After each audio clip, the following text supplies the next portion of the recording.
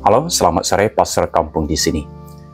Barangkali apa yang akan saya sampaikan akan sangat mengejutkan bagi Anda, yakni perihal Martin Luther dan Santa Perawan Maria.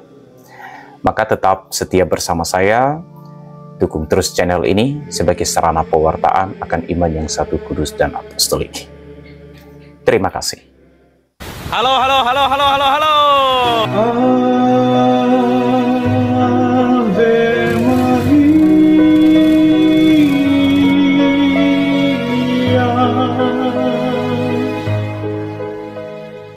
Belakangan ini muncul suatu dorongan dan kecenderungan negatif yang sangat ekstrim dari sekelompok kaum fundamentalis Protestan untuk, saya menggunakan kaum fundamentalis untuk tidak mengeneralisasikan Protestan secara menyeluruh. Dengan semangat yang dibumbui apologetik, mereka menyerang inti iman kekatolikan. Apa yang mereka lakukan untuk menyerang iman kekatolikan tentu bukan sesuatu yang baru. Sayangnya, sejauh pengamatan saya, pernyataan mereka atau argumen-argumen mereka tidak didahului dengan studi yang mendalam tentang iman dan wahyu Allah dalam Alkitab. Sehingga di luar kesadaran mereka, mereka jatuh dalam bid'ah atau ajaran-ajaran sesat. Salah satu inti iman yang sering mereka serang berkaitan dengan penghormatan Katolik terhadap Santa Perawan Maria. Dogma Santa Perawan Maria mereka serang secara subjektif atas keyakinan pribadi yang diselubungi pengetahuan yang salah tentang Alkitab. Serangan-serangan mereka terhadap dogma Santa Perawan Maria kemudian mendorong saya untuk mencari sumber asli ajaran Martin Luther dan Lutheran sebagai akar Protestantisme tentang Santa Perawan Maria. Ternyata, apa yang diyakini oleh umat Lutheran sebagai akar atau induk Protestantisme tentang Santa Perawan Maria adalah sangat mulia. Umat Lutheran sangat menghormati Santa Maria, bahkan orang-orang kudus lainnya. Gelar Theotokos artinya Bunda Allah, dogma Maria dikandung tanpa noda dosa, dan bahwa ia tetap perawan sangat dihayati oleh mereka ini. Penghormatan dan devosi kepada Santa Perawan Maria juga mendapat perhatian dan tempat khusus yang amat dalam di dalam hati Martin Luther dan juga dalam peribadatan-peribadatan umat Lutheran. Dari manakah semua dasar penghormatan Protestan mula-mula ini kepada Santa Perawan Maria? Setidaknya ada dua sumber resmi tulisan Martin Luther tentang Santa Perawan Maria, yakni Magnificat dan Apology. Dalam Magnificat, Martin Luther sangat mengagungkan Bunda Perawan terberkati ini. Martin Luther tidak menyangkal tempat unik Santa Maria di antara seluruh umat manusia, di mana dia tidak ada bandingannya sebagai Bunda Allah. Dalam Magnificat ini, Martin Luther memberikan pendasaran teologis akan penghormatan kepada Santa Perawan Maria, sambil memperingatkan umatnya untuk tidak menjadikannya sebagai berhala, seolah-olah menggantikan peran Kristus sebagai pengantara utama kepada Allah Bapa. Lebih jauh, dalam The Lutheran Confessions, Martin Luther menegaskan bahwa Santa Perawan Maria mendapat tempat terhormat bukan karena jasa-jasanya sendiri. Bagi Martin Luther, keistimewaan Santa Maria terletak pada kerendahan hatinya dan pekerjaan Allah Bapa dalam dirinya sebagai hambanya. Luther menegaskan bahwa ia tidak dipilih karena ia kaya, elok rupawan, muda, beradab, dan sangat dihormati oleh semua orang. Ajaran Martin Luther tentang Santa Perawan Maria dalam The Lutheran Confessions and Apology dapat dijabarkan dalam beberapa poin berikut. Pertama, ia disebut berbahagia bukan karena jasa atau kelayakannya sendiri, Tetapi karena Allah menganugerahkan karunia ini kepadanya dengan melakukan pekerjaan yang luar biasa ini di dalam dirinya sendiri, Luther menyatakan, ia tidak mengatakan bahwa manusia akan berbicara tentang segala hal yang baik tentangnya. Maksudnya, Santa Maria memuji kebajikannya, meninggikan keperawanannya, atau kerendahan hatinya, atau mengkidungkan tentang apa yang telah ia lakukan. Tetapi hanya oleh karena satu hal ini, bahwa Allah memperhatikannya, manusia akan menyebutnya berbahagia.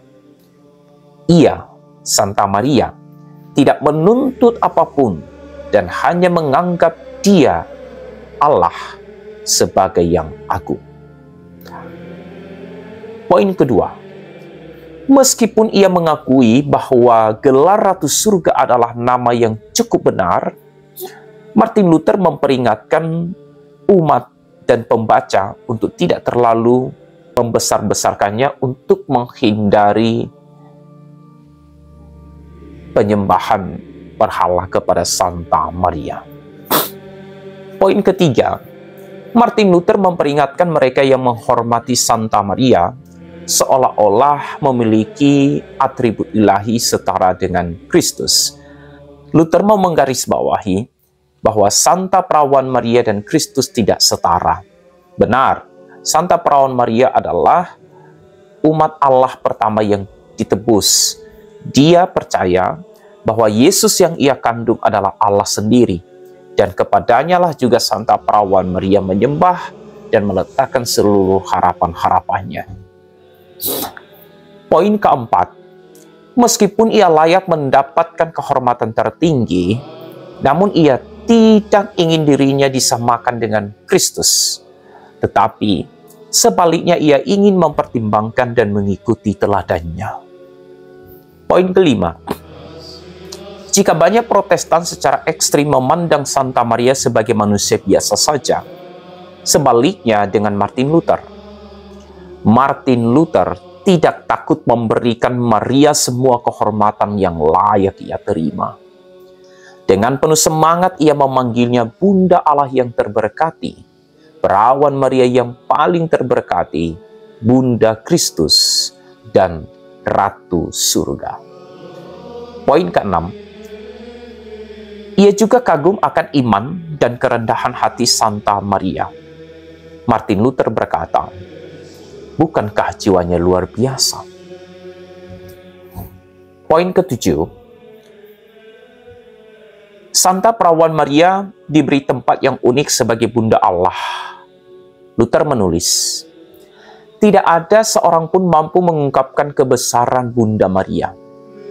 Kendatipun ia memiliki lidah sebanyak daun di pohon, atau rumput di ladang, atau bintang di langit, atau pasir di tepi laut, sesekali keagungan jiwa Bunda Maria tak dapat dilukiskan oleh kata-kata manusia yang terbatas. Poin ke-8, sebagai seorang guru yang baik, Martin Luther tidak menggunakan gelar-gelar Bunda Maria untuk menghormatinya tanpa alasan yang jelas. Ia tahu ada sesuatu yang sangat berharga untuk dipelajari dari Santa Perawan Maria dan dari semua gelar-gelar yang diberikan oleh gereja kepadanya. Seperti yang dinyatakan dalam pasal 21 Apologi, dengan menghormati orang-orang kudus, orang Kristen diajar untuk bersyukur kepada Tuhan, untuk dikuatkan dalam iman, dan didorong meniru iman dan kebajikan mereka. Poin 9. Cara kita berbicara tentang Maria dan karya Tuhan di dalam dirinya juga merupakan pengakuan tentang apa yang kita yakini tentang Kristus dan karyanya di dalam kita. Dengan mengatakan bahwa Maria adalah Bunda Tuhan, orang Kristen mengakui bahwa Kristus adalah Tuhan dan manusia, dua kodrat yang bersatu dalam satu pribadi. Dalam diri Maria, kita melihat Tuhan memilih untuk menempatkan dirinya di dalam rahimnya, dan diingatkan bahwa ia juga memilih untuk menempatkan dirinya di dalam diri kita melalui sabda dan sakramen-sakramennya. Lebih jauh, dalam kerendahan hati Maria, kita melihat kasih karunia Tuhan dan tangan belas kasihan terhadap kita orang-orang berdosa yang hina. Seperti yang dikatakan Santo Paulus, Allah memilih apa yang bodoh bagi dunia untuk mempermalukan orang-orang yang berhikmat. Poin ke-10, umat Kristen didorong untuk meyakini bahwa sekalipun kita miskin, hina, dan rendah, Allah memilih untuk memberikan kasih karunia dan kebaikannya kepada kita. Seperti Maria, dengan melakukan perbuatan-perbuatan Allah yang dahsyat di dalam diri kita. Martin Luther, melalui tulisan-tulisannya perihal Santa Perawan Maria dalam Magnificat dan Confession and Apology, mengingatkan kita bahwa Santa Perawan Maria layak dan pantas mendapat posisi yang istimewa dan unik di dalam hati setiap umat manusia. Martin Luther sendiri seorang pelopor dan reformis yang dengannya denominasi-denominasi menempelkan dirinya sangat mengakui Bunda Maria. Maka setiap pengikut Kristus yang sejati tidak memiliki alasan apapun untuk takut dan enggan mendekati Santa Perawan Maria. Allah memilih Santa Perawan Maria dan menganugerahkan kepadanya nama terindah, terberkati di antara semua wanita, bukan untuk menjadi jurang pemisah antara putra-putri Allah. Allah memilih Santa Maria untuk menjadi tempat pelarian yang paling aman, guna memohon kerahiman Allah. Alkitab, terutama Injil Yohanes, menunjukkan kepada kita bagaimana karena iman, ketaatan, dan kasih murni Santa Maria, Yesus melakukan mukjizat pertamanya. Ya, mukjizat pertama karena permohonan Santa Maria. Mendekati Santa Maria dengan cinta yang tulus adalah jalan berahmat. Sebaliknya, menjauhi Santa Maria, apalagi menolak, membenci melalui ajaran-ajaran sesat, merupakan suatu kedurhakaan. Bagaimana menjelaskan dengan logika manusiawi bahwa seorang anak menolak ibu surgawinya? Bukankah itu salah di mata Tuhan? Tidakkah terpikirkan oleh Anda, para apologet fundamentalis Protestan, bahwa penolakan terhadap Maria adalah penolakan terhadap Kristus juga dan perintah-perintahnya? Martin Luther menegaskan, menerima Santa Perawan Maria dan menghormatinya juga penerimaan dan penghormatan kepada Kristus. Mengapa? Karena kedegilan hati Anda begitu saja membuang harta warisan yang telah dianugerahkan Yesus kepada Anda, malah pada saat puncak penyaliban di atas salib. Ibu, inilah anakmu. Anak, inilah ibu. Martin Luther, sang pelopor reformis, sangat jelas tak kuasa untuk tidak mencintai Santa Perawan Maria terberkati, Bunda Allah. Bahkan ia mengajarkan, dengan menerima Santa Maria sebagai Bunda Allah, kita juga menerima dan mengakui Kristus. Jika Martin Luther soko guru yang darinya imanmu saat ini Anda wariskan, semestinya demikian juga dengan Anda. Jika Anda mengakui Martin Luther dan ajarannya tentang Santa Maria yang dia cintai dengan amat dalam, mengapa Anda tidak berada di jalannya? Jangan-jangan Anda melawan sang reformis itu. Lalu pertanyaannya, masih pantaskah Anda menyebut diri sebagai Kristen? Kesesatan Anda tentang Santa Perawan Maria dan juga perihal ajaran-ajaran iman Katolik telah menghancurkan hati dan budi Anda. Maka dengarkan dan camkanlah kata-kata ini. seorang Kristen tanpa Bunda Maria adalah yatim piatu.